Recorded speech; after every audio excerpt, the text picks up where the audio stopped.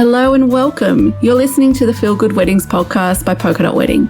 My name is Dorothy, otherwise known as Miss Polka Dot, and I'm the founder and editor. We believe in seeking out content that is inclusive and diverse so that everyone can see themselves in the stories that we tell.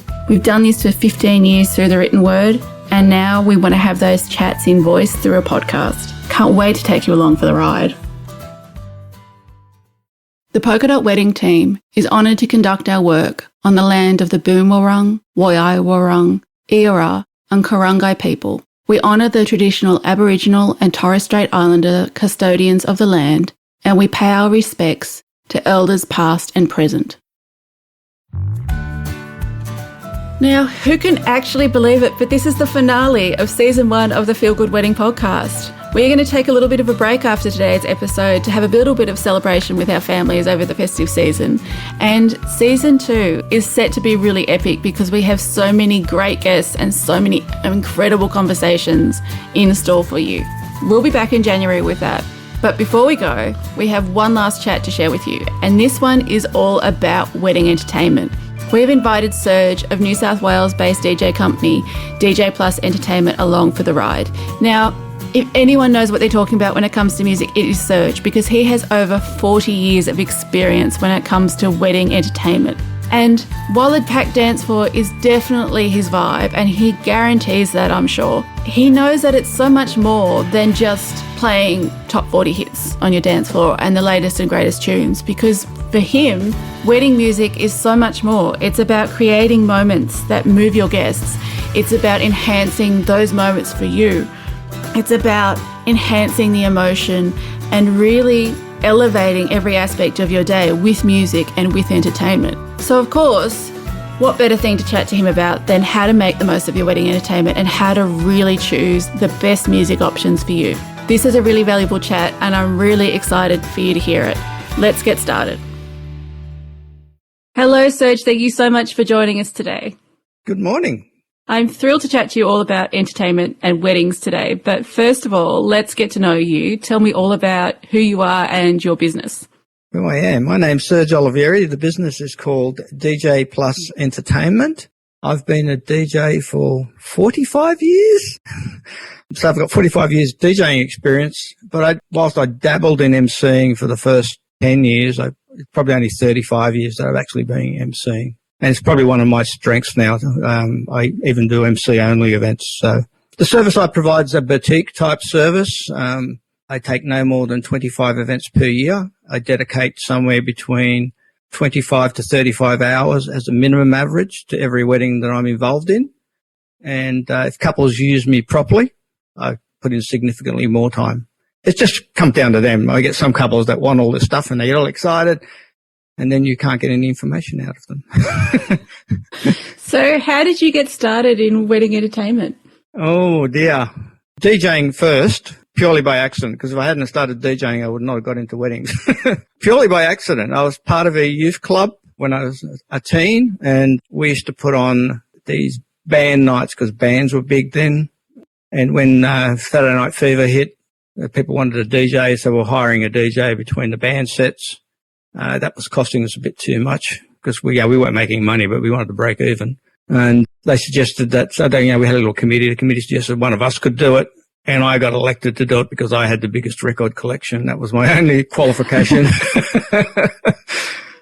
And from that, this is where it started. And then after a few of those events, people were coming up, oh, can you do my 21st or can you do my 18th and things like that? And I said, oh, well, I might be able to make some extra money out of this. And that's how I got into it. But weddings, again, this is a funny story. One of the first two events that I did were weddings, and I had no idea how a wedding ran, and I essentially stuffed them up and ruined someone's wedding. I had no idea. And I felt so bad for the couple, and I just did not take weddings for another 10 years. That's why I wasn't MCing very much. So that explains why there's a difference from when I was DJing and when I started MC properly. But 10 years later, you started again? Well, 10 years later, what happened was I got a residency at like an RSL club where you just had to take all the functions that they gave. And a lot of those were weddings. And I just started to hone it there, to try different things. And because I don't know if you've ever been to a wedding at an RSL club. I mean, some of them are quite nice now, but when I was doing it, people were more interested in the pokies and drinking and watching the footy rather than being at the wedding.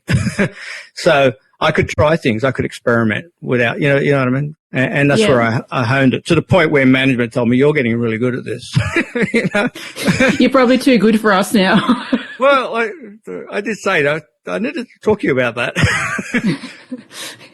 Because I wanted to go out and do, because I was tied in there. I couldn't take any other events because you never know when they were going to throw an event at you. So I wanted to go and do other weddings elsewhere. So that's how I really got into it. And then it really took off when I happened to have a wedding at a 5-6-star hotel in the city. I did no management watching me all day. But after the first dance and the dancing started, this guy in the black suit comes up and says, we've been watching you since you got here. We're very impressed. We'd love to have you on board. Can we talk? Sure. And I gave him a card, not expecting to get a call back because that's what used to happen. You never got a call back. But funnily enough, Tuesday afterwards, he gave me a call and we had a chat and I became the preferred DJ there. You know, my rate was never the cheapest anyway, but they pre-sold me. So like when clients rang, I used to tell them that my rate wasn't the cheapest. They said, no, they've told us that, but they said, we need to have you, you know. Yeah. And from that, as the staff moved on, I picked up another 4 5-star hotels. Which is, wow. So I'm doing all these great events, but I could only do one. But they were pressuring me into putting people on, which I tried for a very short period of time, but they don't have the same passion or dedication. It's not their business. So they started off great, but they all well, this is what I found. This was my experience. I'm not saying, I don't want to generalize here that everybody's like that, but they all got complacent after a while. Yeah, it's not good enough. It's so, like I stopped doing weddings when I ruined someone's wedding. I don't want to be involved in that, ruining people's weddings. So. Well, no, especially we don't want to talk about you ruining weddings at all today. No. Let's move on into wedding entertainment. So our chat today is all about wedding entertainment. So right at the beginning, how do I start my wedding entertainment search? What do I need to think about when it comes to hiring a DJ or a band or any other entertainment I'm thinking of for my wedding? Well, there's lots of factors really, but really it's who are your guests? Who are you? The wedding should be about the couple. If all your family and friends, like if you're, you like fine food and all your friends like fine food and family like fine food, well then, have a food event, have an all-night degustation dinner event, you know what I mean? And just have a Spotify playlist or something like that, because the entertainment's not going to be that important. You're really more into the food. If you want a raging party, then you need to put in a bit more effort. You need to decide what sort of event do you want and what sort of entertainment is going to give you that. I mean, there's lots of options for entertainment these days, of course, as well. There's comedians, there's jugglers, there's belly dancers. What else have I have? Elvis impersonators, bands, duos, solo artists. And solo artists aren't just solo these days, because they have little gadgets that they can play backings, and so they sound a bit fuller. The venue, once you've decided what you want, you need to consider the venue, because a lot of people already booked the venue. So you need to think about that, because if they want a 5-piece band, maybe there's not enough room in that venue to fit a 5-piece band. So that could cause you problems. Maybe you need a 2-piece, a duo with some electronic gadgets or a DJ or whatever. So that could influence it. So we are in the era too now where so many couples are like, I want my wedding to feel like a party and not a wedding. So what kind of stuff do we have to consider when we're really setting that vibe for the day of how we want to the day to feel? Because music plays such an important role with that. Oh, the vibe. Well, it depends what sort of vibe they want. I break it down to about 4 categories. An intimate, chill dinner party vibe. So the main goal is to chat, eat, and drink. And alcohol may or may not be involved. A formal, I call it formal, a more structured event where the guests are just chatting, eating, and there may be some dancing, but not everyone's going to be up partying all night. And then the fun and formal, where guests are chatting, eating, drinking, with lots of people dancing. Alcohol's usually involved. Yep. And then the wild party where everybody wants to have fun and there's lots of continuous dancing with music typically being louder and lots of alcohol is generally involved. Now, the other thing is with venues, probably goes back to the last question you asked, what people need to consider. Some venues have volume restrictions, quite severe volume restrictions. Yeah. And it's difficult if you're not able to get above that talking level to create any vibe, to be honest. You get drowned out. And if you're wanting that sort of party and your venue or that sort of wedding and your venue has very severe restrictions, you really need to find out about that because that's going to govern what you can and can't have. And unfortunately, and again, I don't want to say anything bad about venues, a lot of venues don't let the couples know, or they tell them they have noise restrictions without telling them what it is. And even if they did say 80 decibels, that means nothing to a lot of people. Yeah. Oh, that sounds pretty loud. Yeah, no, it's not. That's the sound of a dishwasher. So it's very hard. So you need to go in and armed with what are the noise restrictions in parallel to what kind of wedding I want. Yeah, because otherwise you won't get that wedding because it's very hard to get people in the mood if you can't get over that conversation level. And the other thing is to think about what they want. Like I always ask my clients, give me a few words to describe how you're picturing your perfect wedding day. So they might say fun, memorable, engaging, or whatever other words. I flip that question, ask them, how do you want your guests to remember your wedding? To give me some words, and that could be they had fun and that it was whatever. So that gives you a feel for how do I create this now? And how are we going to create this vibe? So they need to know what they want. Often when I ask couples, they say, oh, that's a really hard question. Well, you haven't thought about what you want. I think that's important, especially when you're looking for entertainment. Yeah, I think that's a crucial part for every part of your wedding, isn't it? To really understand at the beginning what you want, because it dictates everything. Correct, because otherwise, if you can't convey what you want to the provider, they're going to give you what they think you want. Or some people do the same thing at every event. They just switch out names and songs maybe, and that's about it. And people deserve more than that. So why don't we kick off with the ceremony, because that's something you've actually enlightened us at Polka Dot Wedding about, in that choosing music for your ceremony and even having a DJ work with you in your ceremony is really something that a lot of people don't put a hell of a lot of thought into. So one of the things that people don't think about is hiring a pro for the music. So tell us why that's a good idea. Well, there's lots of reasons. I mean, look, all celebrants have some sort of PA system. It's usually an all-in-one type thing because they're going from location to location. They don't want to be setting up multitude bits of equipment, and everything runs through that. They're not usually great quality. I'm not, Okay. They just don't tend to be. There's all-in-one things, aren't as great as separate components usually. Yeah. Sort of thing. So if you got a DJ or a band or a duo or something, they're likely to have better, more professional equipment. They can not only provide the main system, so you have pro sound, but also satellite speakers so that you get better coverage and everybody can hear if it's a weird location or if it's windy or whatever, and the sound's being blown everywhere. They'll provide microphones. They'll have multiple microphones.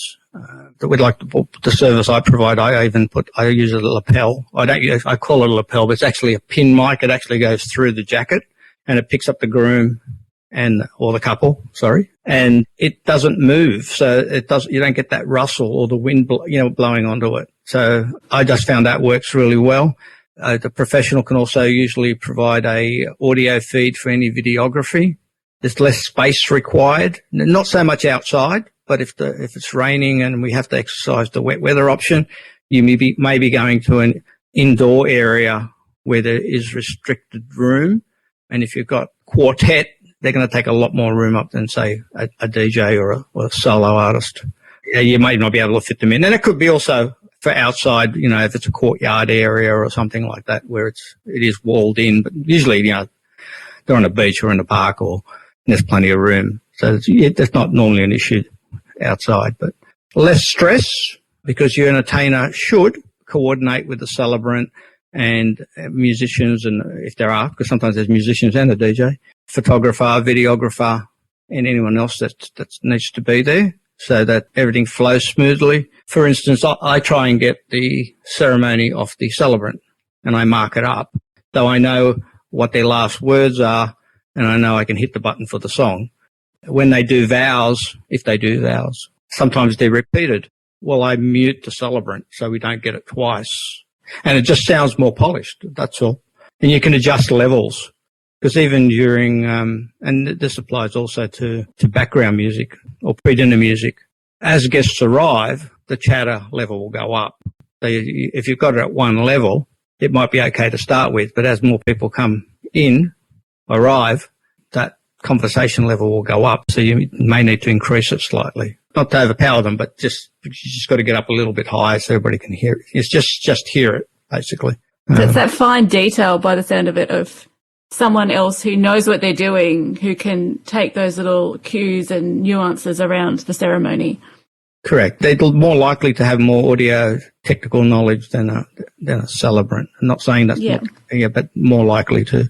They get the original version of the song if they have a DJ, if they like a song that way. Whereas with the musician, you get their interpretation of that. And some of them are really good. Don't get me wrong. I'm not talking musicians. I love live music.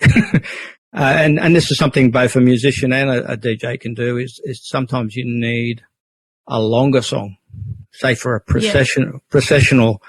I've had where they've been at the other end of a paddock, and they've all got to walk down and they're going, well, I can't have this 2.5 minute song because, well, I can have it, but I need to lengthen it, right? Yeah. Because if someone's heel gets stuck or they trip or something happens, they sink into the ground, because it's been raining all week, or that one walks slower, and I run out of music, I've got dead air, and that's not acceptable. So I would rather extend that song out to 5 minutes or something and fade it out if I don't need it.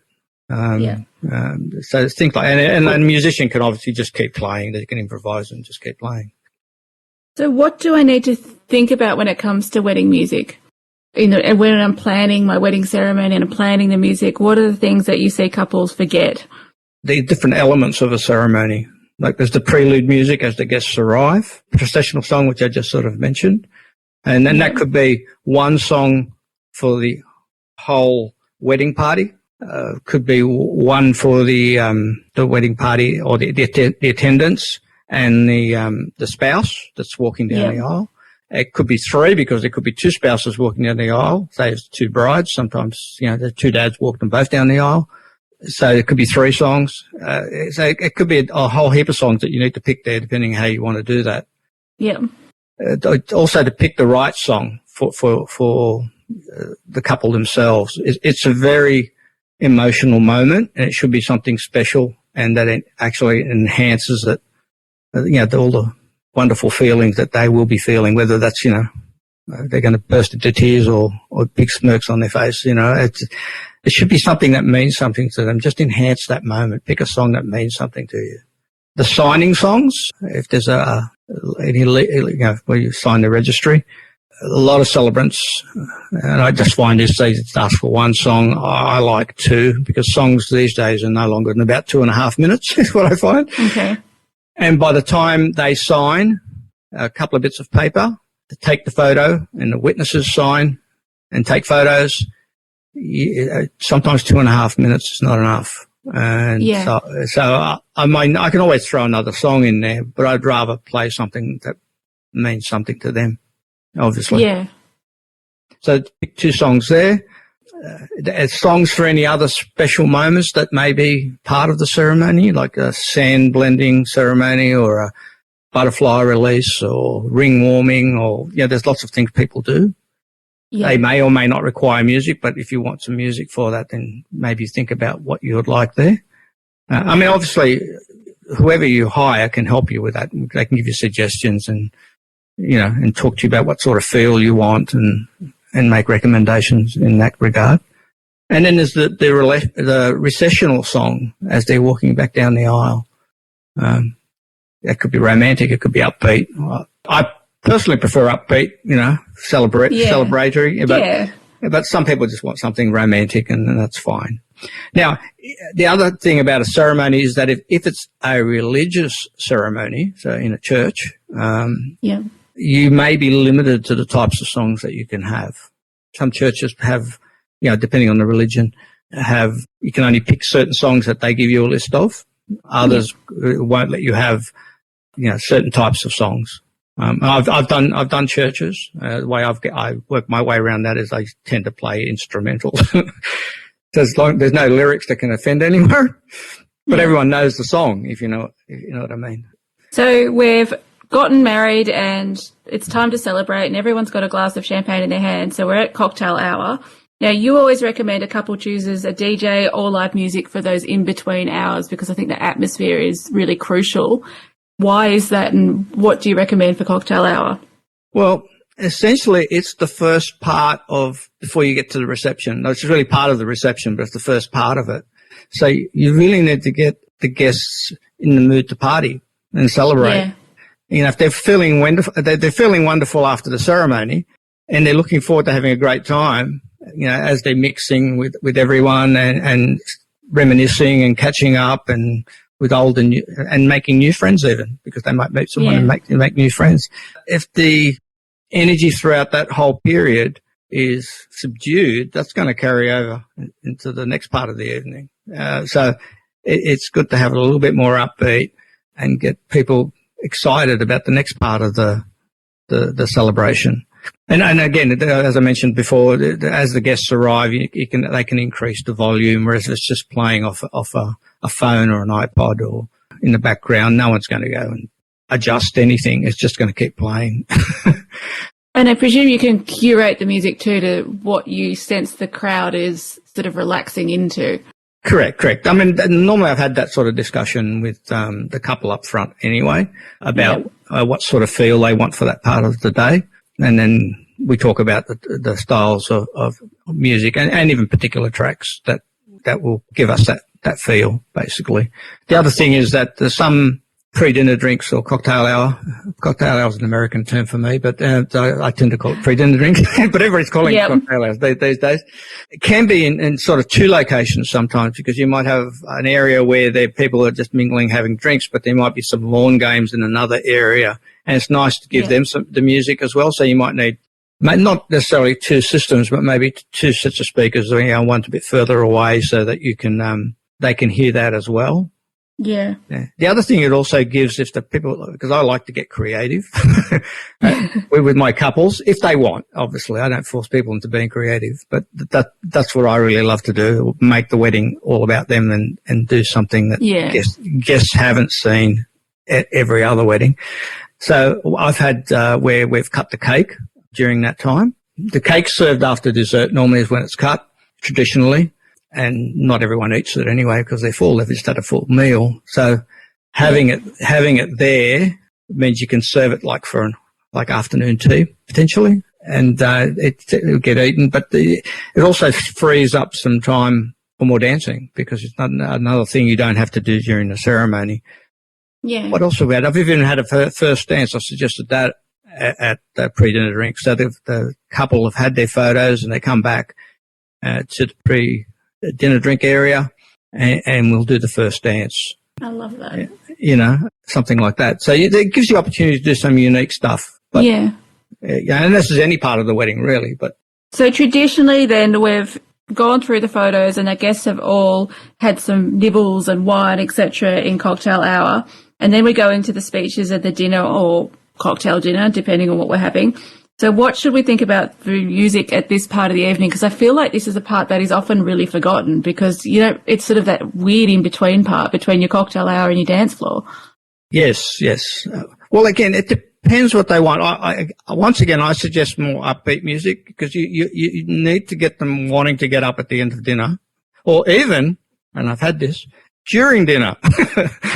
Some people will get up and dance. Actually, I did one a few weeks ago. Sorry, I'm just going off track here, where people were dancing at the ceremony. There was two couples that started to dance at the ceremony. I go, wow. Why not? They were eager. Yeah. while the couple were signing away, it was like a Motown sort of soul type song, and they just started dancing. I think that's great. Yep. So it should be really something that vibrant and fun if that's what they want. I know some people like romantic music during dinner. I mean, I have people sometimes ask for classical. Classical is not really a good type of music to have during dinner. Really? Why is that? Well, because a bit sort of dour, a bit sort of kills the energy a bit, I suppose, because it's a bit sort of reserved. It does. And the other thing is it's very hard to get an appropriate volume because you have the really low bits and you have the really high bits. And, you tend to push it up a bit higher so you can hear the low bits. And then all of a sudden this blaring sound comes through. Yes. Yeah. I mean, I play it. I always give couples what they want, but I don't think that works really well. I suppose we have to think that while there's the speeches and the dinner, it is also pre-dance floor. So you still kind of want to keep that energy up. Correct. So what if they do really want some slow stuff or romantic stuff, I suggest you do that during the first part of it, in the first half hour maybe, or during the entree, and then go up a notch and bring it up more upbeat. What I look for is, are people tapping their feet? Are they swaying in their chairs? Are they singing along? That sort of thing. If you're doing that and there's pockets around the room doing that, you're getting them in the mood. They're getting, for the dancing that's going to come. Yeah.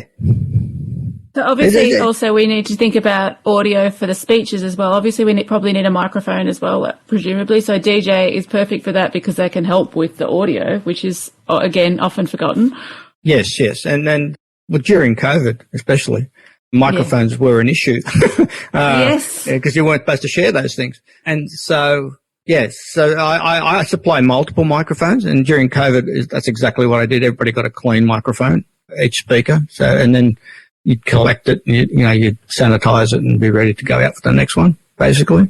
So just take those precautions. Or you put it on a stand and you wipe it down on a stand. But, some people did that. But so no one was touching anything, but I mean, they're still breathing into it, which is an issue. But yes, microphones, all DJs have at least one microphone. Some have more. I have multiple because back up different frequencies in case I need to run a lot of them. And you have backup as well. Because if things can fail, no matter how good you spend, how much money you spend on quality, it can fail. Nothing is faultless. So how can we use entertainment with us as a couple throughout these 3 stages of the day, the ceremony, the cocktail hour and the reception, to really tell our story and to really personalise it, apart from just the obvious of choosing your favourite song? Okay, well, there's lots of things you can do. So I do a getting to know them questions when I first meet with them. And sometimes that reveals something. They tell me something which gives me an idea about something we can do. But for there's things like personalized introductions. Not all, nearly all weddings have a wedding party. And what I found is not everyone will know everyone in that wedding party and how they're connected to the bride or the couple. Yet most MCs will introduce them as, please welcome bridesmaid and groomsmen, or best man and maid of honour, or whatever role they have, John and Mary, and then they walk. But these people could be best friends. This is what they usually are. They're best friends, or they're, siblings or something like that. Yeah. If they're best friends, they may have known each other way back from kindy, and they've been lifelong friends. They've all got different jobs, different hobbies, funny stories, quirky habits, all sorts of things that they can tell me about them. If the couple like this idea, I actually like to weave elements of those facts into the introduction so that the guests who don't know them or only know of them now understand who they are and how they're connected to that couple. And it just it joins the dots and makes them feel more included rather than, well, who's that guy? Who's that best man? Yeah. How does he fit in? Exactly. It just fills the dots, joins the dots for them. Now, if we did that, I don't like the wedding party to know we're doing that. I want them to expect whatever they've seen in the past. Because if we do say something about their quirky habit or their funny story, it opens up the potential they can play up to it which is then an organic reaction, right? It's not staged in any way, and I love that. That sort of thing. One of my things is that I believe there's more to entertainment than just music, and so I like to entertain guests in different ways because we talked about dancing, but sometimes not everyone's going to dance, or they're not a dancing crowd. So if that's your only tool in your toolbox, you still want them to have fun. And so there's other ways to do that. So as part of the introduction also, if a couple likes this idea, I can also drop in sound bites as I'm saying things about them that relate to what I just said about them. It could be a line out of a movie, an excerpt out of a song, or a sound effect or something. It's geared to get a laugh and make the whole thing fun, but it's not about making fun of the person, of course. Yes. If they're a sentimental couple, they could record messages to each other. They would do this separately, and no one else is to know that they've done that. I master that into their first dance song.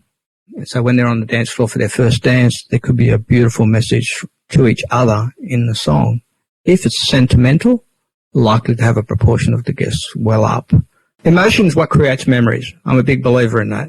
So if you get people to laugh, get people to shed tears of happiness, feel anticipation, feel exhilaration, and all the beautiful emotions you can have at a wedding, they're going to have a great time. And they're going to remember. That's the other thing. It gets ingrained in their subconscious. Yeah, exactly. So you've had 45 years of experience with wedding music, which means you must have played so many first dance songs, so many processionals, all the different bits of the days. Do you find these days that you're playing the dance tunes of years gone by, or are you doing much more current songs? And how has music in weddings changed over those 45 years? Ooh. We've got to make you think right back now.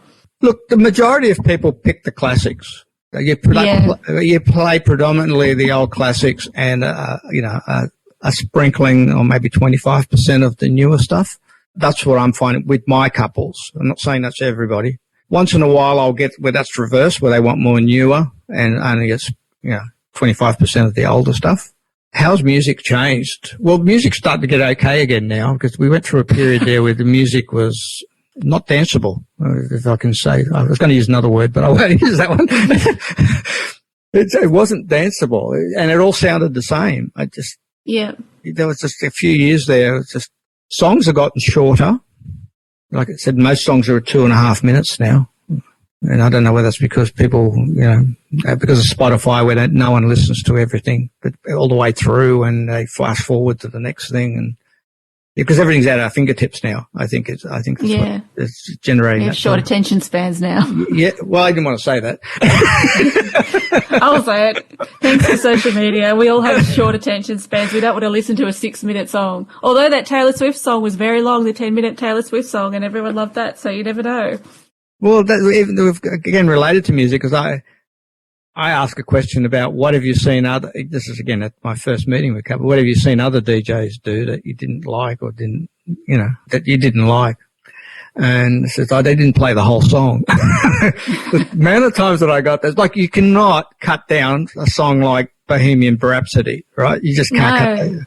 That's a classic, right? So you just can't, you have to play the whole 4 odd minutes of it. Exactly. So it just depends. So they're just getting to the good bit and they mix out of it. The sort of comments I get. And that's because of that short attention span. A lot of DJs aren't, they think they have to mix out quite quickly. Yeah, I do that sometimes, but not all the time. Some songs I just play the whole song because I know that's what they want to hear. So dance floors, like I said earlier, it's such a thing now where we wanted to packed dance floor. That's the ultimate goal of the day for some couples. And it's often also a measure of how fun a wedding was.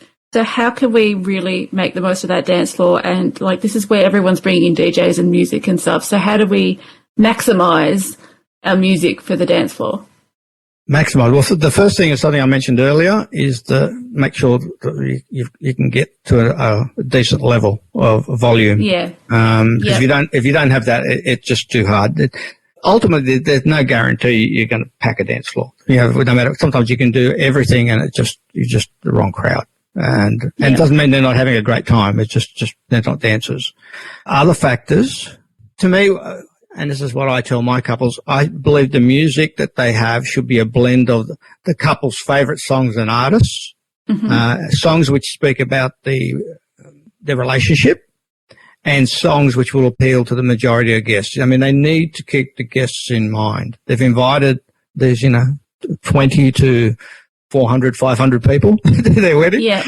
They want them to have, why did you invite them if you just want to play your obscure, folk music or something? I think you have to keep the age of your guests in mind too. Like we do obviously you're obviously going to have a lot of guests that are your age, but your parents, friends, etc. are good. Like when they're on the dance floor, there's some great moves from, so you need to put all kinds of different stuff in, I suppose, as you said, that elevates those people and brings them onto the dance floor.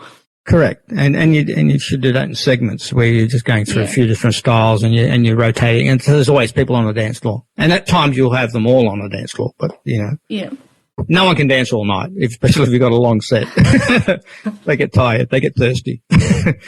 Other factors to guarantee a great dance floor is the couple themselves. The couples are the stars of the show. They're the reason that they're there, and the guests look to them for guidance. So if they want people to dance, really they need to dance as well, because they'll look to them for the cues. Yeah. That's what I find. So if, and I've had this where I was meeting with a couple and half an hour into our consultation, they said, can we just go out for a smoke? And they did, both of them. I go, yeah, okay. Come back in. I go, okay, so how many of your friends that you're inviting are smokers? He says, about 50%. So that means at your wedding, every time you go for a smoke, I'm going to lose 50% of the crowd. Yeah. Because they'll go where they go. That's what happens. Yep. Right? I'm going, oh yeah, I didn't think of that. And I said, well, maybe you should consider, gum, but gum doesn't look good on a wedding day. Nicotine patches or something on the day, just so you go out less often. Yeah. Interestingly, they really thought about it, and I think it was about 3 or 4 months later, because I do I call it care calls, where I check in on them, see how they're going, and touch base and things. They said, guess what? We've both given up smoking. Because they want people on the dance floor. That was, and also for their health. I said, well, for your health, you should give it up. But they actually gave up smoking, which was a health benefit. But yeah, so that's where they're going to go. Yeah, I find, they go maybe like the photo booths in the foyer. They go to the photo booth and spend most night at the photo booth. Their friends are there with them. I recommend a photo booth always in the room, because you lose half your crowd if it's in a foyer or some other room. Yeah. And they're not part of the reception anymore now. So you need the people in the room to get them on the dance floor. Yep. So that sort of thing. But it's really a diverse range of music, reading the dance floor. If the couple does have some strange requests which may not work, I try and incorporate those earlier on in the evening, maybe in background music somewhere, or because, sometimes she's into the dance stuff and he's into thrash metal, and going, okay, well, I can't really play thrash metal. No. So how do you cater? I mean, the wedding's got to represent him as well. Exactly. So the way I've done that is like, one in particular was an Iron Maiden fan, and I found some stuff called Nylon Maiden, which was violins doing Iron Maiden songs. So we played some in background, Prisoner Drinks, that sort of stuff, and we played some covers of some of those songs by other people that were more acceptable, if you know what I'm saying. So we incorporated it, and he was happy with that because he still had the songs and from his favourite band. And if they have ballads, that's the other thing. If they got ballads, then you maybe play it. And if towards the end of the night when you may be able to get away with one of them if it's been semi-popular and people know it. Yep, exactly. What should we think about when it comes to the first dance? Is there anything that we might have forgotten or that you wish couples would do or think about when it comes to that? What they should do is practice dancing. People don't dance anymore. is what I find. And Yeah. often they look awkward. They're just swaying and they don't know how the other person moves. It's a suggestion I give at the consultation, that they once a week they just put on their song in their lounge room or wherever and just dance, just practice to it. Get a feel for how the other person moves. You won't look as awkward on the day. There's that. I mean, obviously they can go for lessons and do a choreographed dance if they wish, but I mean, it's this really special moment, especially if we have a voiceover in it. It can be really, really emotional. And I mean, I'm a hopeless romantic, right? I'm just a big sook. But I've had where, like, I've put something like that together, and so I know it intimately because it's taken me however long it's taken me to put together. And on the day, in that moment, I tear up because you're in that moment. You're seeing how they're reacting. You know what I mean? And it's just a beautiful moment it can create. It's not for everyone because some people think it's cheesy and corny, you know. Yeah. But if it appeals to them, that's a nice way to do it. But they don't have to do a romantic song. I mean, most people think you can do an upbeat one and a fun one. Yeah. I mean, I had a couple where we played a game, like not played a game, it's like a game, but we put on some romantic music as they walked to the dance floor. So everybody thought that was the song. And when they hit the dance floor, I went into the chicken dance because that's what they wanted to do. Yeah. And so they're doing the chicken dance, you know, and everybody's in laughter then. Like it's just a bit of fun, but exactly. It doesn't have to be what people see all the time. Just get creative. So wedding entertainment can extend beyond music and DJs and live bands. So what other pieces of the puzzle in an entertainment sense that we should think about when it comes to creating that beautiful atmosphere at our wedding day? Well, some of the things I've mentioned are some of those like unique things you can try. I think that's really important is the timeline, how the whole thing flows. Generally, a venue puts it together. You know, I mean, they take input from the couple, but the venue puts it together. But again, nothing against venues, but their main agenda is food service, not entertainment. Yes. So I tend to put one together and I run it by the venue, of course, but I look at it from an entertainment perspective. It needs to flow. Things need to transition nicely so it feels like it belongs there rather than, oh yeah, we need to do this. We've got 5 minutes there. We'll just plonk it in there and it doesn't feel right. You know, I mean, you probably don't realize it's not going to feel right until the day, but I like to think, okay, well, how is that going to play out? Do we need to change something there or change the thing we're coming from to make that feel better? Sometimes you can move it around and it'll fix it. But other times by moving it around, you actually create more hassles with the other parts that were working properly, if you know what I'm saying. Yep. So in that case, you don't move it because it's the best of the, you know, of the options. But then I just look at, okay, how can I change how we're doing, what we're doing before that coming into this so that it feels better? How can I change the thing we're going to make that feel better? And sometimes that you get very creative doing that. Ideas. Again, I might tell this one. Bride comes back to me and says, Dad's very nervous. He doesn't want to do the father-daughter. He wants to do the father-daughter dance as soon as you introduce us into the room. To me, that doesn't flow.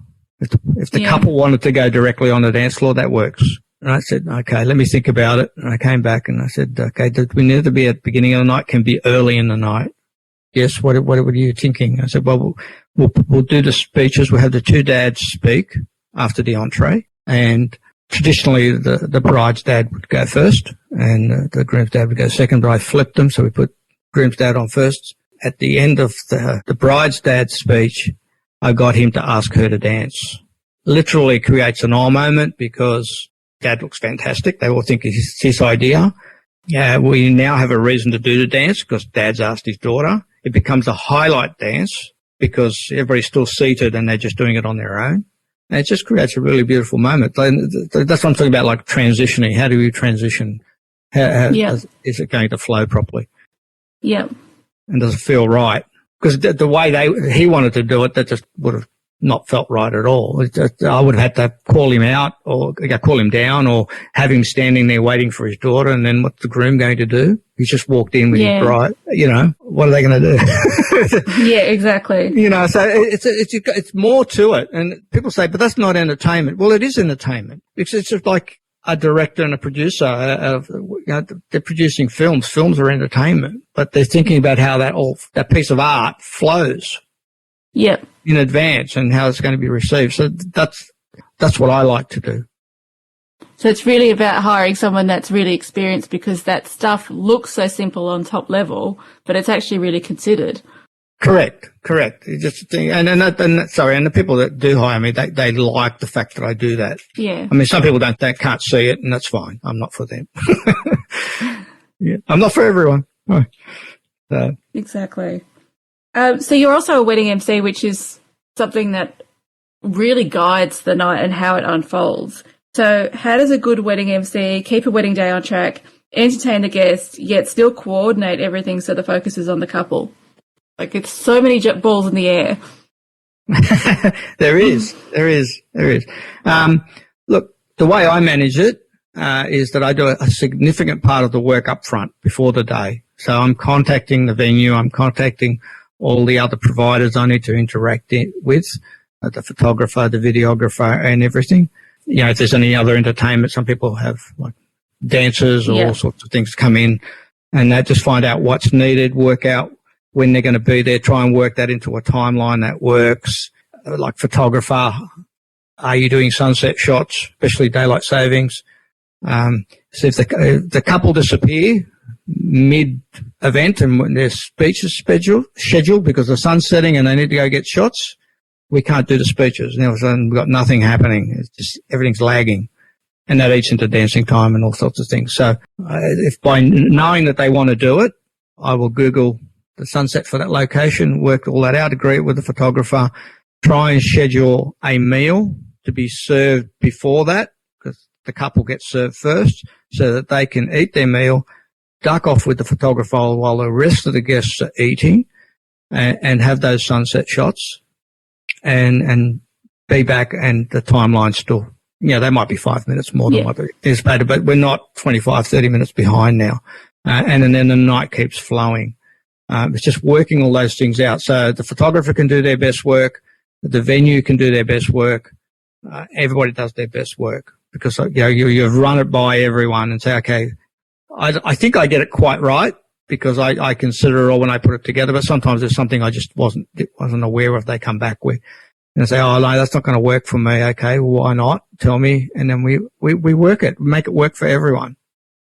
Yeah. So you do all that. And then on the day, you're guiding and directing that. So you're making sure, okay, this is what's happening next. This is how this thing's going to play out. So like if they did have a message in their song, in their first dance song, I tell the videographer, I tell the photographer, not at the beginning of the night, but 10 minutes before we're about to do that first dance. I say, hey, there's some messages in the song. You might want to have him, her, or her, or whatever, framed at this point, like 20 seconds in, because the other person's going to say something really beautiful to them and you might get a lovely reaction. Or they're going to finish the first dance with a dip and a kiss, or a twirl and sit on his knee or it's usually a bride and a groom that do this, but sit on his knee and give him a kiss. You know what I mean? Great photo. So they know what's happening. They're not going to miss it. It's about keeping everyone informed and keeping it all flowing. It's about not starting speeches if the meal's not served properly, or it's not, all the cutlery and everything else hasn't been collected, hasn't been cleared. Just checking with the venue before you go into the next thing. I'm going to go into this now. Are you okay? Yes. And then you proceed. So you're just coordinating all these things. But it all comes down to that timeline. If you get that right and you can get everyone to agree to it, and then just check in with them before you're about to go into anything, make sure, and just explain what's going to occur in this next segment, you usually avoid most issues. It's a tricky job, and especially when you're actually also DJing at the same time. Although it's probably good if you're doing both at once, because you have a bit more control, I think. To an extent. I mean, I've had to automate some of the things I do, because obviously, like if I'm doing a cake cutting, the DJ console could be set up at the back of the room, depending on the configuration of the room, and the table's up the front, the main table. And so that means I have to walk all the way back. I used to have to walk all the way back and hit play, whereas these days I try and do it remotely. I have an iPad with remote wireless things, and the music plays. I don't have to walk back. There's no lag. It just flows more smoothly. So there's ways around. You just need to work out ways to do things that. And technology helps. Yeah. That's helping. The venue space, food schedules, booking terms and conditions. What are the other bits and pieces we really need to think about when it comes to our wedding entertainment? Well, besides the things we've talked about, I know we did dive deep into them. I think that the main things that they'd be looking into, I mean, it should be covered in the terms and conditions, but one thing they should find out is what happens if the people they've secured are unable to perform, be it because they get COVID or they get sick or, whatever. They really need to know what that person's backup is, or they left in the lurch. I get calls, not all the time, but frequently, the day before. I mean, I had one earlier this year, February it was, on 4:00 Friday for Saturday. DJ had rung in, say, I've got COVID, I can't come and do your wedding. I ended up doing it, but because I wasn't booked. But yeah, and to help them out, because my heart goes out to them when something like that happens. But so you really need to know what their backup is. I try and find them someone, and I discuss that with them when I meet them. That if I can't make it for any reason, I've never missed an event, by the way. But if I can't make it for some reason, I will try and find you someone, so you don't have the issue, basically. They don't have the issue. The only thing, of course, is, and because I'm blatantly honest with people, if I got collected by a semi-trailer on the way to the event, obviously I can't do anything. And yes, they will not have entertainment. As with any vendor, let's be honest. Let's just pray and touch wood that never happens to any vendor. No, I know that, but it's just about being realistic, that we don't know what can happen, and that's a thing I can't control. And I'm upfront about it. That, yes, in that case, yes, you might be able to find someone, but yes, you'll have to look after it. And, someone will give you your money back, basically. Is there anything else we should ask our musicians and DJs then, apart from the COVID and the replacement stuff, before we book them? Backup equipment might be a thing. Yep. I've seen lots of things online over many, many years. The top 50 questions you need to ask a wedding DJ or band, or 30 or 40 or whatever. It's just crazy, something, But backup equipment, I think, is one you should ask, because things can fail, and what do they have on site, to get them through your wedding, basically. Mm-hmm. I mean, like I said, things can fail. Like, I run multiple laptops because the laptop could just die. All the music's on the laptop. So I've got two set up at any time. If one goes down, I've got the other one. I have a third one I can replace that other one with. I'd have to be very unlucky to have three go down at one event. Yeah. I carry some, not the same, but get me out of a jam, the sound equipment. I carry some additional sound equipment. Obviously, it's 500 people. It won't cut it, but most of the people that use me are, 70 to 120 type thing. Mm-hmm. So it'd be more than ample. Battery powered stuff in case the power goes. You can put some background music on and keep people, and you can communicate with them with a microphone, battery powered microphone, and still entertain them, even though the power's gone. Things like that. So what happens if your equipment goes down? One of the things they probably shouldn't ask, which I see this question on a lot of these, things that are online. Can we come and see you at a wedding? Yeah. Performing at a wedding. Crash someone else's wedding to see. Yeah. So I go, no. The answer is no. You can't. No, because you don't want to crash someone else's wedding. You just want to, it's a bit awkward. It is that, I know that I've had couples tell me, they never end up booking me, but it doesn't matter. They'd hang around outside and just look in the door. What are you going to loiter outside? Seriously? Wow. I said, look, the whole thing is it's not going to give you a feel, because I'm tailoring that wedding to that couple and their styles of music. It may not be your style, so it won't give you any idea, Yep. But you can't crash someone else's wedding. It's just not on. No. Let's keep that to the movies. Yeah. Do you have any last tips of advice for couples who are planning their wedding entertainment coming into the next couple of years? Oh, this has always been a thing. Speak with your suppliers. People want to do everything by email these days, or text even. You won't get a good feel for your entertainer that way. I can't get a good feel for my couples that way. Yep. And also, like, they want pricing. I'm getting married. Can I have a quote? This is what you get. How can you quote that? Yeah. Where is it? How many hours is it? What exactly do you want? So give all the information up front. Well, but even so, you still need to speak with them, because I might not be the right person for you. Because maybe you have some very specific requirements that you haven't detailed, because, that sort of comes out later. And I'm not the right person because I don't do that very well. And, I'm not going to lie to anyone. I want them to have the best wedding they can, regardless if it's me or not. They need to find the right person. So there's that. For me, it's about building a connection and trust with the couple. I can't deliver my best service without it. And the only way I can do that is really to have detailed discussions with them. So I like to meet them, get to know them. They get to know me. They get a bit of, what if they don't like me? They're not going to work with me. If they don't meet me, they won't know, right? And then no one's going to win out of that. They're not going to win. I'm not going to win. So meeting is very, very important. And probably my other tip is, because this is very prevalent now, people ghost people. They put in an inquiry. You email them back. You ring them. They don't answer. You leave voicemails. You send them a text. Hey, I've left you a voicemail, because they don't check. Some people have voicemail. They don't check it. And junk mail. Check junk mail as well. Yeah. And you do all these things, and, you ring a few times, and I've put it at 3 now. After 3 times, I give up. Yeah.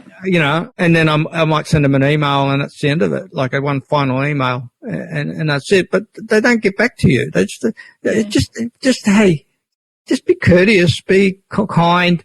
Don't waste people's time. If you found someone else, just send them a quick text. Just say, hey, thanks, but no thanks. Or, well, we're all good. Thank you.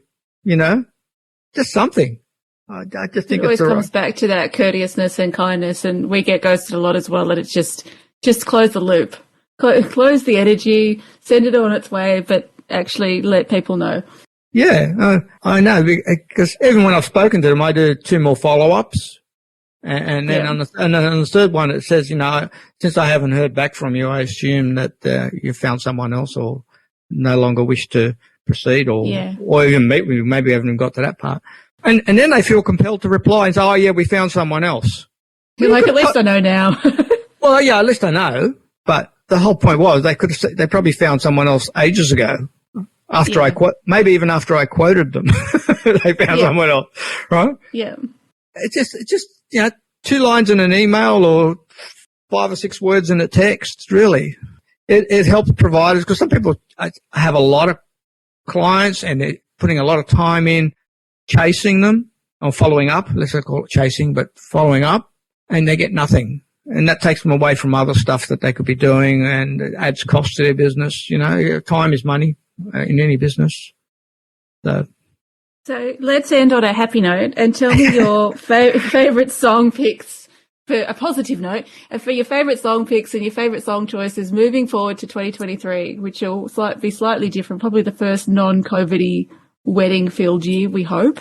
We hope, yeah. I don't know. We hope. Maybe.